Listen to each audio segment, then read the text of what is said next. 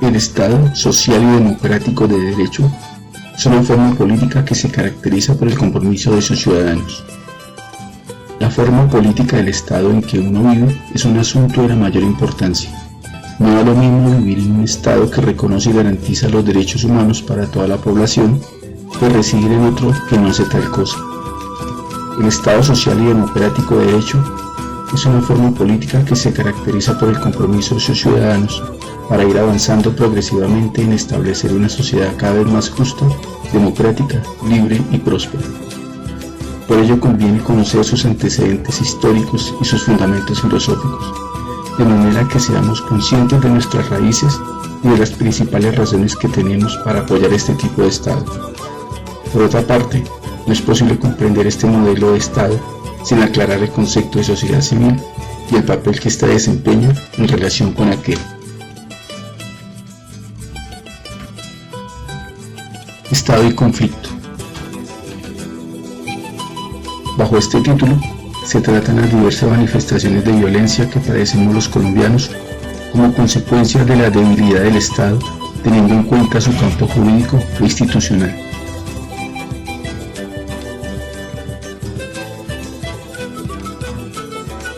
Nos han dominado más por la ignorancia que por la fuerza. Simón Bolívar.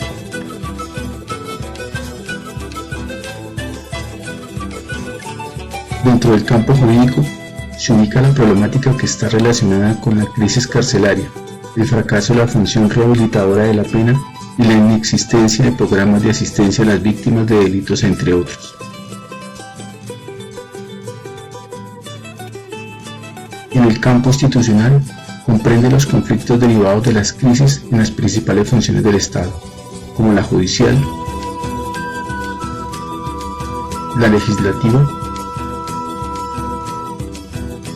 y la ejecutiva.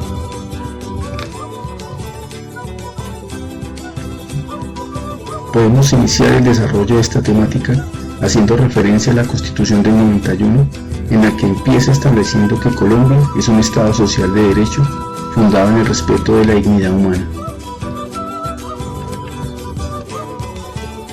En el artículo 2 dice que las autoridades de la República están instituidas para proteger a las personas residentes en Colombia en su vida, honra, bienes y creencias.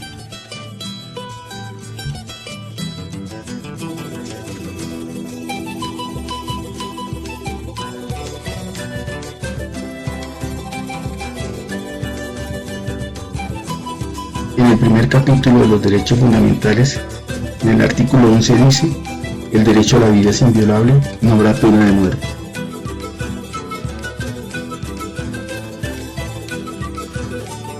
Tristemente tenemos que reconocer que la ley y la Constitución Nacional se han quedado impresas en el papel, pues la realidad muestra otra cosa. Podemos afirmar que la política colombiana se debate todavía entre la modernidad y la tradición, y que no basta una modificación de la Carta Constitucional para modernizar la vida política del país, aunque las reformas institucionales constituyen un paso adelante. Hace falta un profundo proceso de educación política en la que los cambios sociales acompañen los hechos políticos.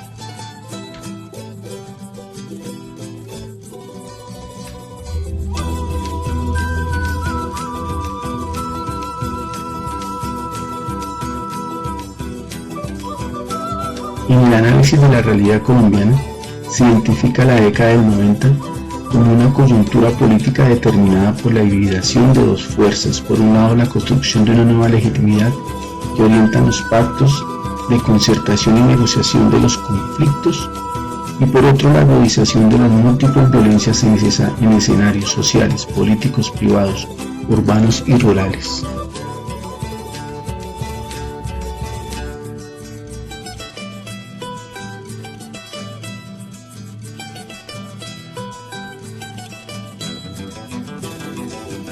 La historia colombiana muestra cómo la violencia en el Frente Nacional reforzaron el bipartidismo y se concentraron en los aspectos estrictamente políticos, el reparto del fortín burocrático y la alternancia presidencial entre los partidos tradicionales, como si los hechos violentos pudieran explicarse exclusivamente como un enfrentamiento político entre dos colectividades que competían por la burocracia del Estado.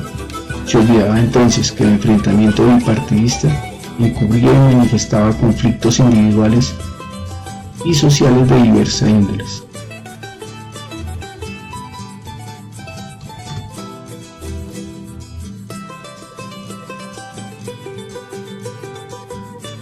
El Estado no ha demostrado una clara voluntad para solucionar el conflicto. Sus estrategias y mecanismos no han sido los adecuados para contrarrestar el desorden social que el mismo sistema ha provocado.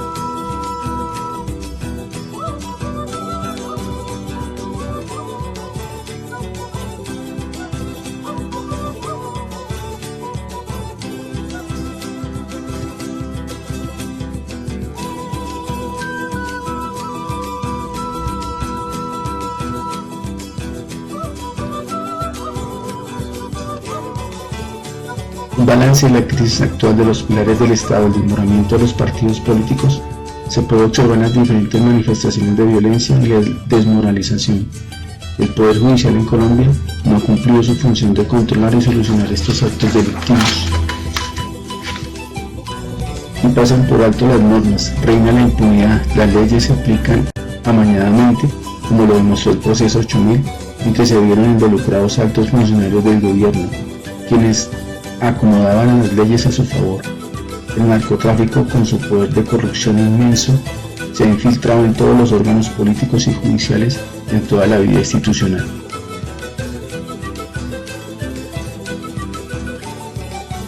El aparato judicial ha sido incapaz de atender oportunamente los múltiples delitos que se suceden a lo largo y ancho del país, entre otras cosas por la no presencia del Estado en grandes zonas. El sistema carcelario no se queda atrás, muestra deficiencias y arbitrariedades de diversa índole, como la aplicación desigual de la ley, cárceles de máxima seguridad, que es una comodidad, y la inseguridad y los errores judiciales. En los centros carcelarios se presenta violación a los más elementales derechos humanos, problemáticas de hacinamiento, ineficiencia en la asistencia médica y jurídica, psicológica, la falta de oportunidades de rehabilitación, estudio y trabajo, y así se constata.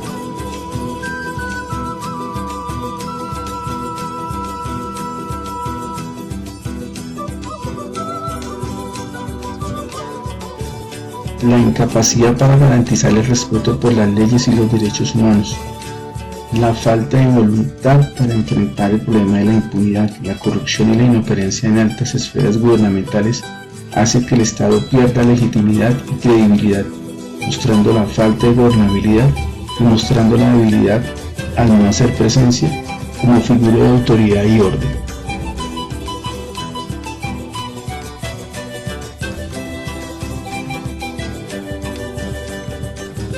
Siguen los viajes de turismo de los parlamentarios y de los magistrados.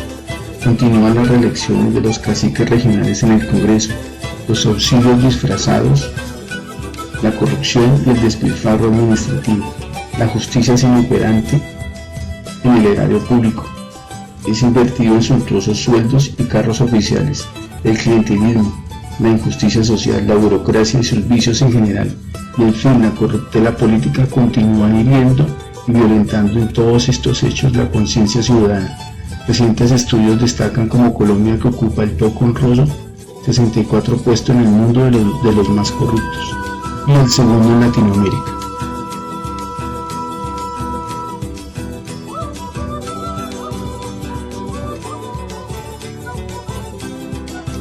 El Estado, por otra parte, ha dedicado su capacidad de acción hacia la guerrilla y el narcotráfico, desatendiendo los delitos comunes, lo que ha llevado en que en los últimos años la delincuencia común haya crecido.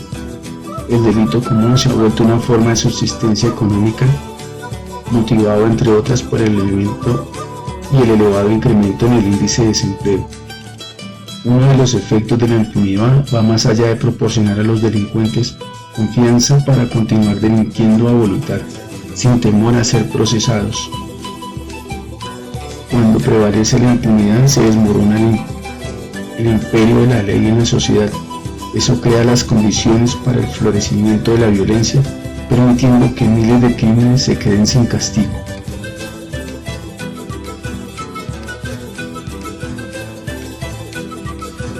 Recaen en el Estado las responsabilidades en la solución de los factores que originan la violencia, así como sus deberes de vigilancia y promoción de los derechos humanos.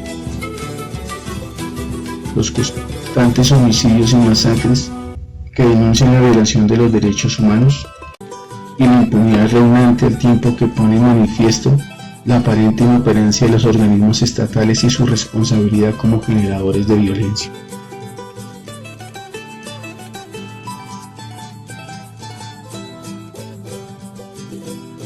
Frente a esta compleja problemática, se requiere de un Estado que cumpla con su función social, que sea eficiente y no reproduzca vicios de burocratización ni de corrupción. La historia demuestra que no bastan las soluciones a medias, sino una reforma integral a fondo, que cambie las estructuras del poder, las formas de acceder a él y la manera de ejercerlo. La violencia armada en Colombia seguirá cobrando vidas y desconociendo los más elementales derechos. Tales comportamientos resienten a todos los colombianos, especialmente a los estratos populares, que al no encontrar en el gobierno respuestas eficaces a sus necesidades, reaccionan con agresividad y violencia física, desencadenando por el inconformismo y la justicia social. Recordemos que agresividad genera más agresividad y violencia genera más violencia.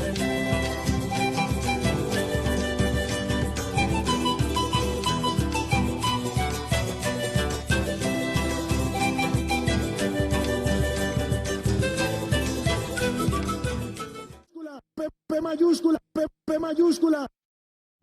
Contesta las siguientes preguntas. ¿Qué es el Estado Social de Derecho? ¿En qué consiste el término Estado y conflicto? ¿De qué se trata la crisis carcelaria? ¿Cuáles son las ramas del poder político? ¿Cuál es la función de las autoridades de la República? ¿Cómo es el proceso de educación política? ¿Cuáles son los problemas del gobierno y el Estado?